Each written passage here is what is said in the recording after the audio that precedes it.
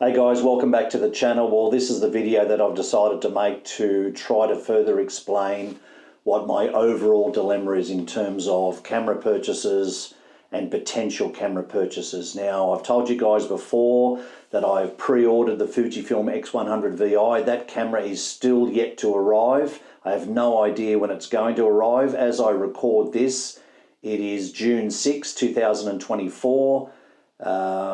It may easily be another 2 months before I see it. That, whilst being frustrating up front, is not necessarily a bad thing because it allows me to continue to research options to maximize the functionality and practicality of my camera range. Now, I've decided that I want to have two cameras. I definitely want to have a dedicated street camera and a backup camera. Now, whether the backup camera has the same functions as the other one, I'm not too fussed about. Well, I kind of am and I'm kind of not, and that's part of my dilemma. Now, as I've told you guys before, and you know if you follow the channel, I love my black Fujifilm X100F.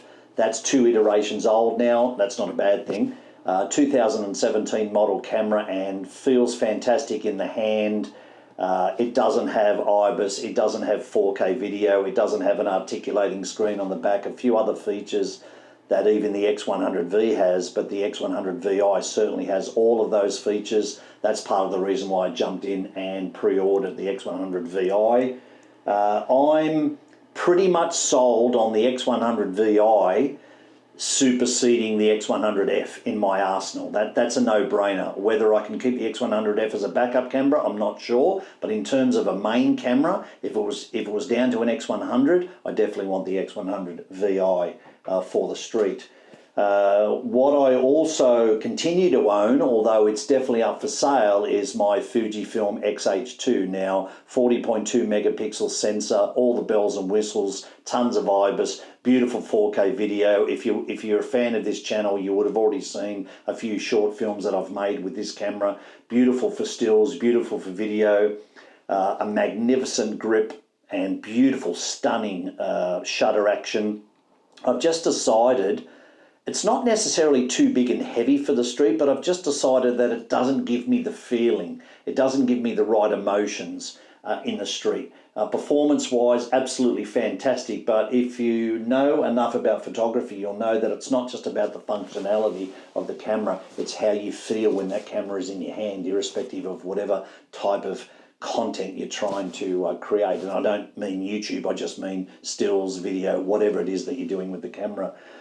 So I have decided to sell the X-H2 because no matter which way I land, and the fact that despite the fact that I'm going to have two cameras, I actually have decided that the Fujifilm X-H2 is not going to be one of those cameras. So hit me up if you're interested in purchasing it. It's a beautiful camera, just not right for me at this stage. Now, what I have done in this period of time whilst I've been waiting for the X100Vi to arrive, I've got some itchy feet, or I had some itchy feet, about getting hold of a camera with an articulated screen, and I've been reviewing the X-T5, the Fujifilm X-T5 for some time, and I made up my mind that it too would not give me the emotional feeling that I needed on the street, especially when compared to any X100, let alone an X100Vi. But one night I thought to myself, well, stop comparing it to the X100Vi. What if you replace the X-H2 with the X-T5? And even if it was your backup camera, if and when the X100Vi was, God forbid, stolen, or it was in the shop being repaired for some reason or another, the X-T5 can come out, because the X-T5 has tactile retro dials on top, just like the X100s. It has an articulating screen at the back, just like the X100s. It has IBIS, it shoots 4K, all the bells and whistles. So I thought, well, you know, you can get one of those. It doesn't necessarily need to be your main camera. It doesn't need to be your street camera. Once I adopted that mindset, I was in the Sydney CBD on a Thursday afternoon seeing some clients, and I thought I'll duck into a camera retailer there and just have a discussion about A, do they know when the X100VIs are coming in, and B, part of my dilemma is I'm considering an X-T5. Now, the clerk at the counter pulled out an X-T5 and I was playing around with it and it felt pretty good, but it still didn't grab me in terms of, hey, that could be my main camera. And at the time when I was in that retail outlet, I wasn't thinking about whether it could be a backup or not. I was just thinking main camera compared to the X100Vi. Now, I was told that afternoon that on that morning, on a Thursday morning, they had received 15 new X-T5s. And I thought, oh, geez, you're really pulling at my heartstrings now. But I said to myself, if you're sitting on the fence and you can't make your mind up, then that's not a platform to make a purchase. So regrettably, I walked away. But that night and all of the Friday, that's when I really locked into the thought of, well, at the very least, this could easily be your backup camera. And once I transformed to that mindset, I decided that I was going to purchase it. And I jumped in the car at about 7:45 on the Saturday morning. I drove down into the CBD, and I think at 9:10, I walked into this same retailer. I walked up to the counter and I said, I was in here Thursday afternoon. You were telling me that you just got 15 new X-T5s in. Do you have any left? You know what? The guy at the counter said, I've got one left. And I said, you're kidding. And he said, why? And I said, you had 15, not even 2 days ago. He said, popular camera, man. He said, do you want it? I go, take it down off the shelf. I want it. I said, is it the black? I love the silver as well. I said, is it the noir black or black noir? He said, yes, it's definitely the black. I said, give it here. And you know what? When I got it home and threw the 23mm f2 lens on it, which usually lived on the XH2, you know what? It just started feeling so fantastic. These cameras look considerably bigger online, or when you're watching a YouTube video, or even just looking at images on the Fujifilm sites. They look much bigger than they actually are. I'm here to tell you, if you don't already know, that they're actually not that much bigger and heavier than the X100s. The X100Vi is only 2mm bigger than the previous iterations and only, well, not even worth mentioning how much heavier it is, because I wouldn't even use the word heavier. I was shocked at how small and light these X-T5s actually are. And part of the reason why I was happy to grab an X-T5 and make up my mind later whether it ends up being my main camera or a backup camera is when you compare it to the X100s, it has the same tactile retro dials at the top. In fact, I will say that I prefer the X-T5 dial layout at the top more than the X100s. Why?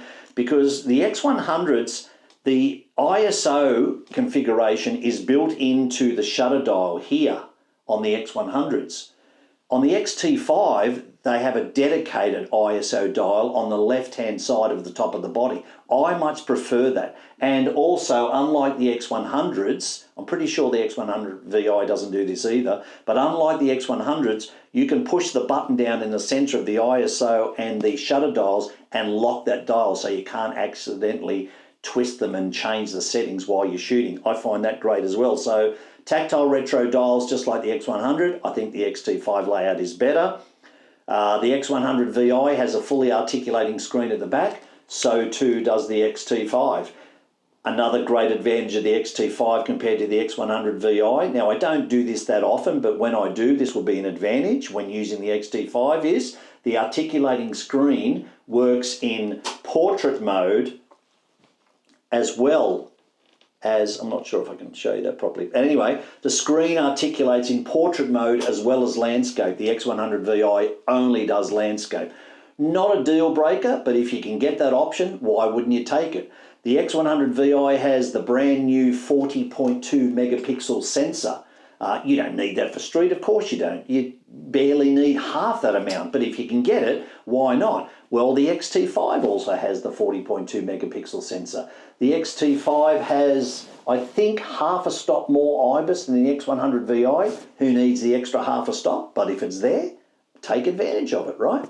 4K video, well, the X100V, the V, did 4K video. So not a huge upgrade, or not an upgrade at all in terms of video with the VI, but you have IBIS now in your video capabilities, and the X100F does not have 4K video at all. It doesn't have IBIS. It doesn't have an articulating screen at the back. Again, none of these are real big deal breakers, but I've decided, rightly or wrongly, recently that I want to start incorporating some of those features into my street and urban work and see if I can just allow that to, well, that will allow me, I think, to be a little bit more creative on the street.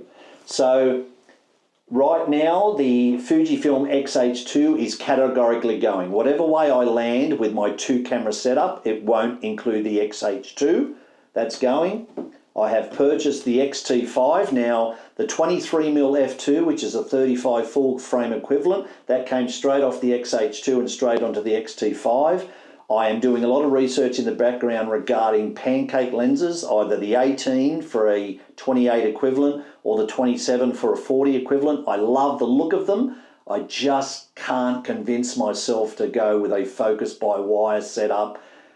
A lot of reviewers say that they're very, very noisy lenses, but to be fair, that's only in autofocus, all right? If you're shooting in manual and zone focusing, that's not a problem at all, and I absolutely love the look of the pancake lenses. But I will say that this 23mm f2, 35 equivalent, same focal plane, focal length as the X100s, it's longer, larger than what's standard on the X100s, but I don't think it's overly big, and it certainly weighs next to nothing. And everyone that's used a 23mm f2 from Fujifilm will rave on about how brilliantly it performs. It's weather resistant as well.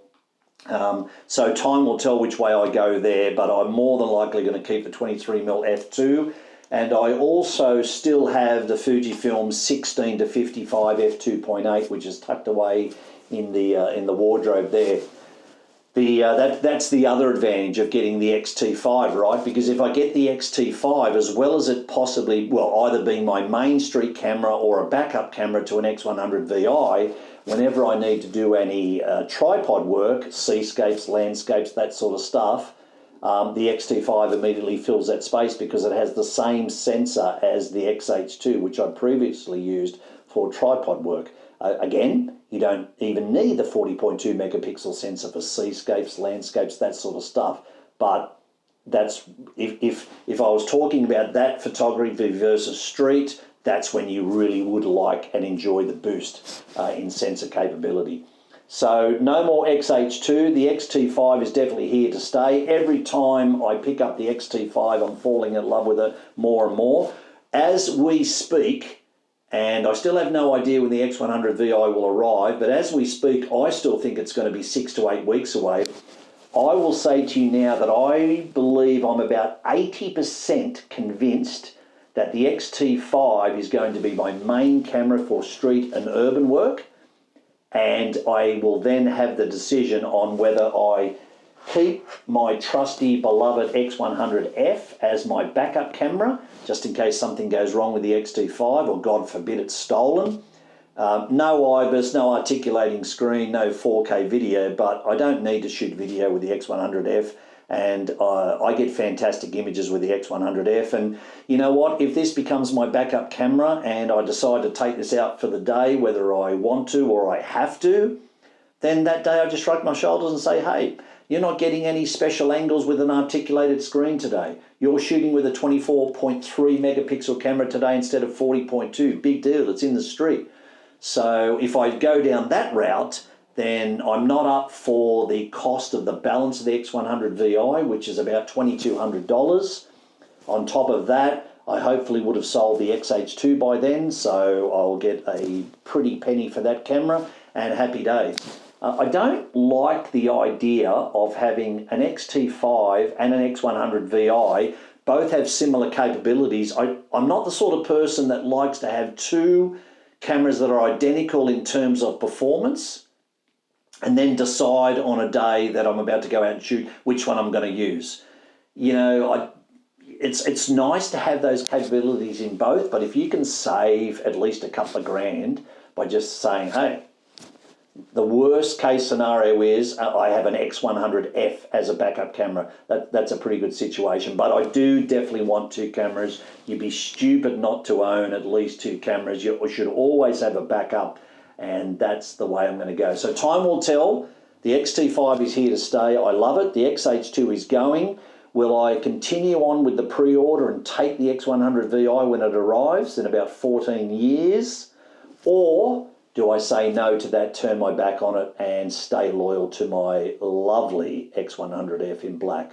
Stay tuned for further updates. I appreciate you all. See you next time.